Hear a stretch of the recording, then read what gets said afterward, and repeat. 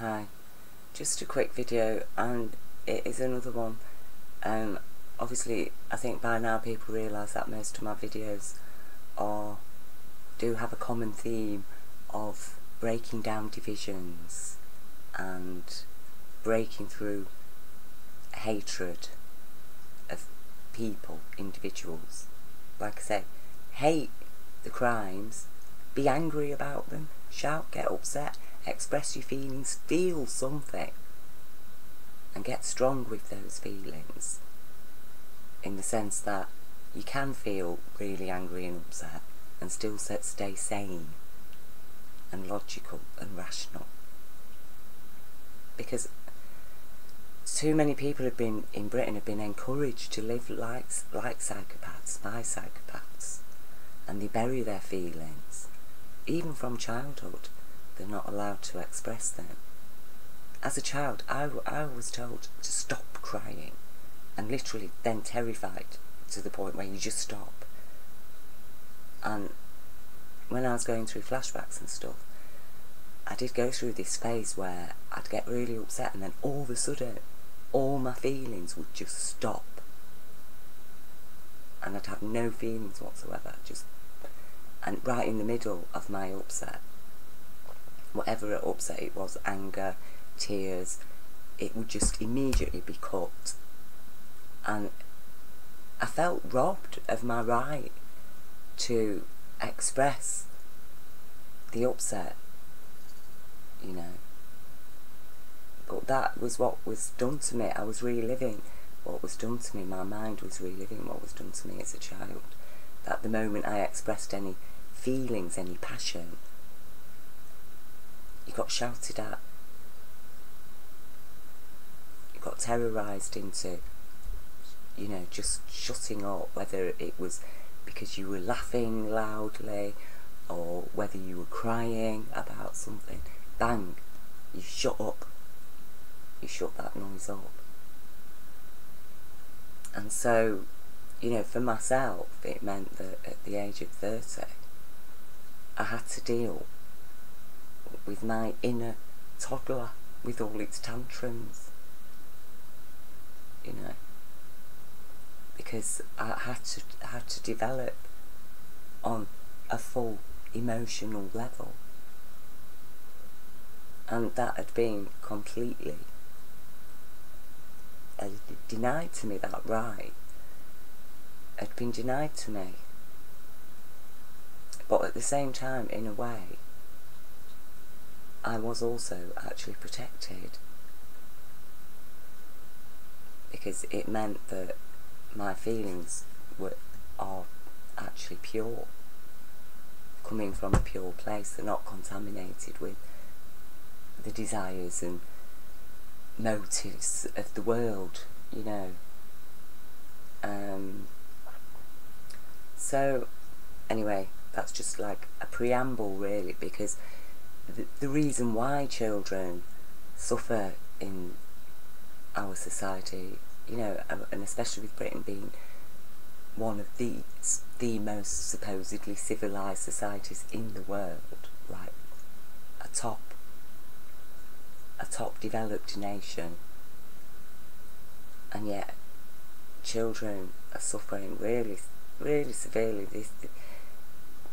As a child growing up, I felt like I was being looked after by, it was like being looked after by aliens, like people who just didn't understand me. I know I experienced the extreme of it,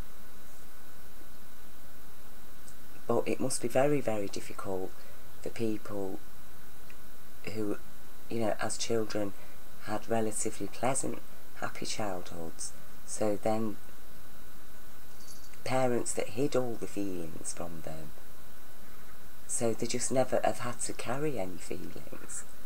So when it comes to any emotions, they get really scared, run away, or they can't handle them. So this is one of the reasons why we're in the kind of society, why we're growing up like we are, because we're living in a male-dominated society. that has passed itself off as a patriarchy, but in fact it's a oligarchy, because it really doesn't know what a father is. And this is the common view of it, isn't it? You know, the Masons, they're evil, they're doing all these things. And they have been doing, to a degree. But at the same time, that's not all they've been doing, okay? Because, as in everywhere of human society, no matter which organisation it is, you will find both good and bad, okay? And one thing that we as human beings need to do is learn not to throw the baby out with the bathwater. Find that baby, because in whichever group it is or organisation, there's going to be a baby in there. Genuinely innocent people who actually could be really good people and have so much positive things to give. So, you know, we need to find those people. That's what our mission needs to be about, not attacking the New World Order. No, that's what they do to us, they attack us. We just stand up for our rights to be human, and stand up for the humans' rights who are trapped within many, you know, negative or extremist organisations. And the Masons are an extremist organisation, because there is that strict division between males and females. Which, alright, it is fair enough if there's a women's Freemasonic order, but that, you know, they really haven't got the same power as the male Masons. It would be nice if they were mixed, you know, at least now and again, had mixed meetings. But I don't think it's a bad thing for men and women to have their own groups, as long as they both have equal power, which we know, as I say, they don't. So there's imbalance. So the bad from these organisations will have a lot more power, because they're very powerful organisations, but so will the good. And there are a lot of good things that they do. You know, these are some of the good things that the Freemasons, the London Freemasonry, support. You know.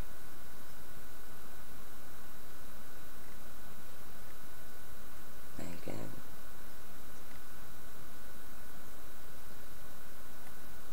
And they don't only do this kind of stuff, they do a lot of work in their local communities. That's part of their duties. 3 key principles of Freemasonry are neighbourly concern, charity and moral standards. Masons refer to these as brotherly love, relief and truth. And the fact is that the majority of Masons have really, you know, aren't actively aware of the New World Order. They don't, they're not involved in crimes. They're helping each other out and helping out their communities. You know, they're secular, so they don't, you know, in Freemasonry there are Christians, Jews, Muslims, Sikhs, you know, everybody is allowed in, so that's good. That's a good thing. And I think we need to recognise the good and to hold on to that and to reach out a hand to that goodness, rather than attack. And at the end of the day, we don't need to attack, do we? Because that is what's happening to us. We're being attacked, and so we need to defend ourselves, which the only way we can defend ourselves is by establishing the law, universal law. And, well, we're not going to be able to do that unless we get some help from the youth. Because, you know, like I say, you could be 18 or 80. We're all the youth. We're at the youth stage of our human development. So we can reach out to the youth within the Freemasons, both the male and female sects, and ask them to support us as well. You know, to get in with our truth, that we, people on the outside of their world, people like myself who aren't part of this world, I wasn't included. You know, I do often feel like I'm totally out of place and I really don't belong here. What am I doing here?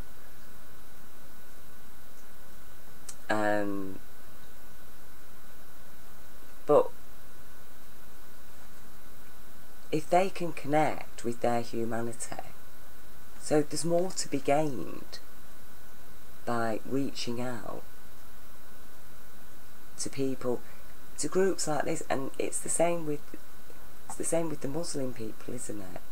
That all this Muslim hate, that's why it is a dangerous thing, because what it does is it creates ever deeper and deeper divisions, and it means the Muslim people who are being oppressed by that Islamic extremism are then driven into even more being oppressed by that, because they've got a wall of oppression then from the only people really that could have helped them.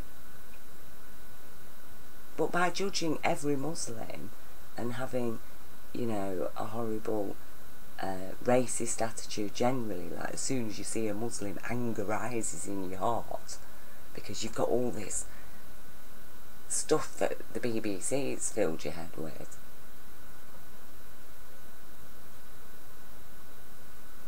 Maybe we need to just calm that anger down and think, yeah, actually, where has that come from? Because I've got this anger. Does it really need to go onto this innocent member of the British public who happens to be a Muslim? If you went and made friends with that person instead, and your life could be so enriched, and their life could be so enriched. This is the human way. Not to create divides, but to reach out to each other. And every single culture, every faith, every nation, we've all got our problems. And it is like Jesus said, isn't it? Look at the mote in thine own eye. We've all got to look in our own backyards, haven't we? The problem of the world, the problems of this world are with us in our nations. We can't get rid of the problems of the world by dropping bombs on innocent people in the Middle East or anywhere. We're not going to sort Fukushima out while we're all bickering and, you know, gearing up for civil war in every nation and feeding this alternative right, you know, rhetoric that's going around, this xenophobia. And it is, you can hear the propaganda machine overtly and covertly spitting it out, either overtly online where you're just getting blatant racism really being put forward as freedom of speech, and then on the other hand we've just got like the BBC constantly going on about ISIS and these terror attacks that then turn out to have MI5 involvement or Mossad or whoever, and then meanwhile there's people like me addressing the issue of child abuse. There's so many issues, and yeah, I don't like to see whole groups of people being judged as bad simply because they are part of a group, when we know that these groups are doing some good things and there are a lot of good people in there. And so I think the best thing is to reach out to people, to accept, yes, this is an element of the New World Order, but it's not the be-all and end-all of the New World Order. An element of the New World Order is also among the common, the so-called common people.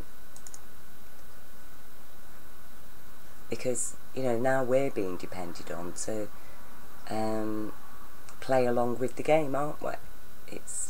And the game at the moment is let's hate all Muslims. Let's view Islam as a monstrous threat.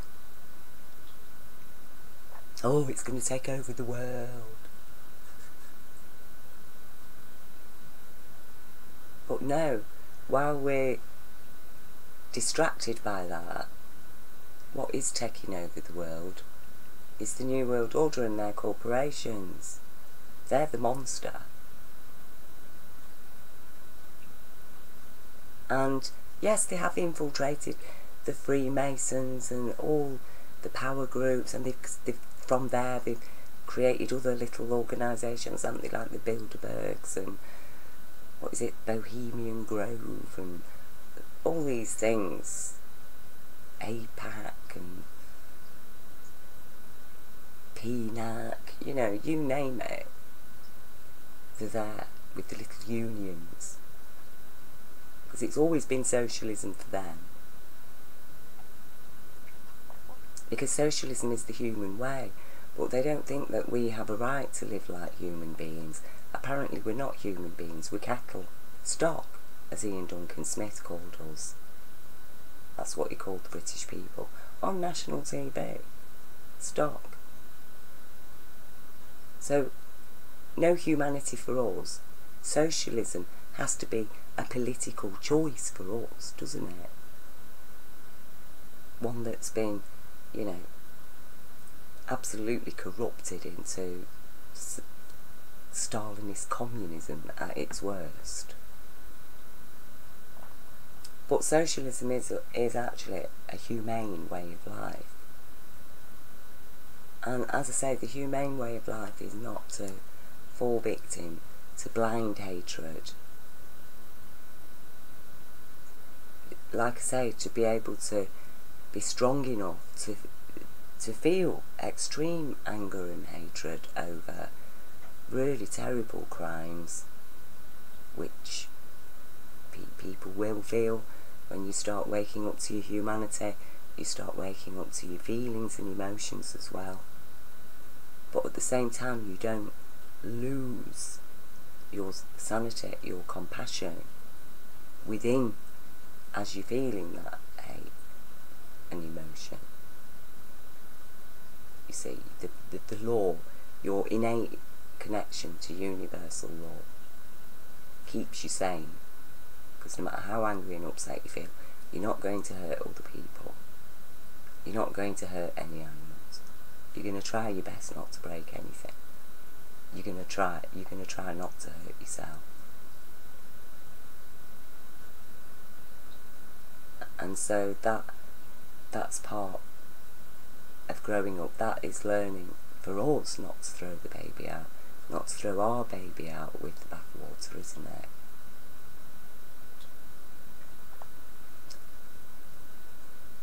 And so, this video is actually as well to offer support to the genuinely good caring people who are part of the Freemasons, because it does disturb me if good people are being condemned along with the bad, you see. And that is my whole thing about the Muslim thing, because most of the Muslims are not ISIS. ISIS are just a minority, and it does concern me if, you know, even if there's only a minority of good Masons, which I don't believe there is. I believe, like everywhere, that, you know, the majority of people are genuinely at heart good, and that they need strengthening. People are compromised in this world. We are all compromised to one degree or another, and it is through strengthening our humanity that we can lose those compromises and find courage to stand up. And that's what my efforts are all about, is empowering the human being, no matter where they are. They might be a Zionist, but at heart they're a true human being, because no matter what character or label this world has tried to stick on them that they've gone along with just because they don't know any better, at heart they're still a human being. And so it's to empower them. And it's like, oh yeah, I've said all these bad things about Zionism, but I'm not saying that about the human being that has had the label Zionism slapped on the head from being a child. You know, how could I blame that person? They've suffered child abuse, haven't they? In that sense, because they've been brought up to have faith in a corrupted doctrine. So this is why we do need to lose the judgments. My only concerns are really about people who are a risk to children. That's it. And, you know, who have got a criminal psychology, who obviously need help, who perhaps do need to be just incarcerated. People who've committed serious crimes. We do need to do that. And we do need support from strong people, from people who have power and influence. And we need to support the people who have power and influence, because the good people who have power and influence are suffering exactly the same oppressions as the good people who don't have any power and influence. That's what we need to understand. There's only one divide. Do you support human rights, or do you stand against them? Do you oppose them?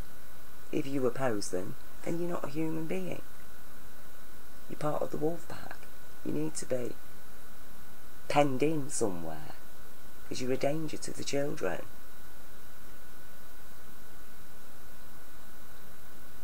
And if they're free, what, are they threatening these people as well? So, like I say, I know that the general picture is this, and it's like, yeah, the evil Masonic order, they're all, you know, Satanists and blah blah blah. But Satanists aren't, you know, they're not only Masons, there's not only Masons who are part of these satanic groups, are they? Satanism isn't exclusive to the Masons. You can get Christian type groups, can't you, that are actually Satanists, really.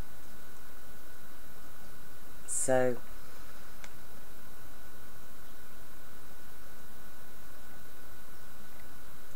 yeah, I think we need to reach out and just, like I'm doing now, and to say, well, look, we need help, Freemasons. And we need you to use your powers to help us establish universal law. And it's as simple as that, because we do need to arrest this criminal cabal that's trying to take over our planet with its global corporation that it claims is a person. You know, all their corporations are people, apparently, but they're not. You're the people, we're the people, we're people. I don't care what label you operate under. Have you got influence and power in this world to help? If you have, then please use it. And for the people that haven't got power, you know, haven't got power and influence in this world, but you've got power and influence within yourself, within your local, within your family, within your circle of friends. And to reach out, and to talk, and to lose the judgments, to start educating each other. Because it is a mind program, and we need to liberate ourselves from mental slavery. Okay, and the system is churning out its game plan for us all now, its latest mind program that it wants us all to participate in. And we need to wake up to it and like, oh, sorry, we're not going to live out that nightmare, thank you very much.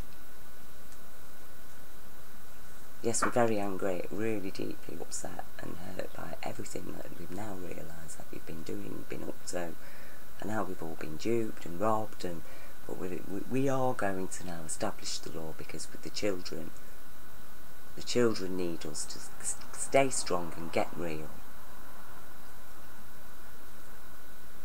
And that is what I'm asking of the Masons to do, and for the people of Britain.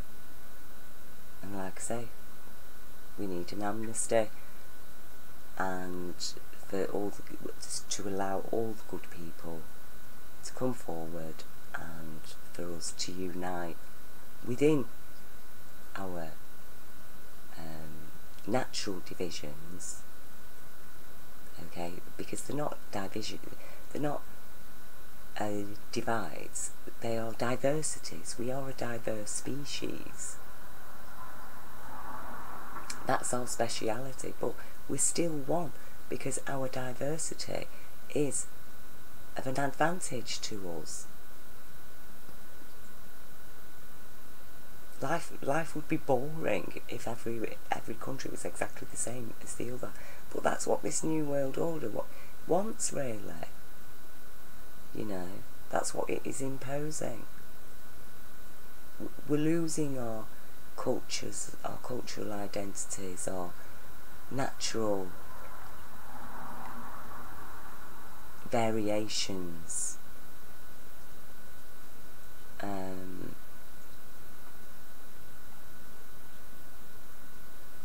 It's time to get back to our roots.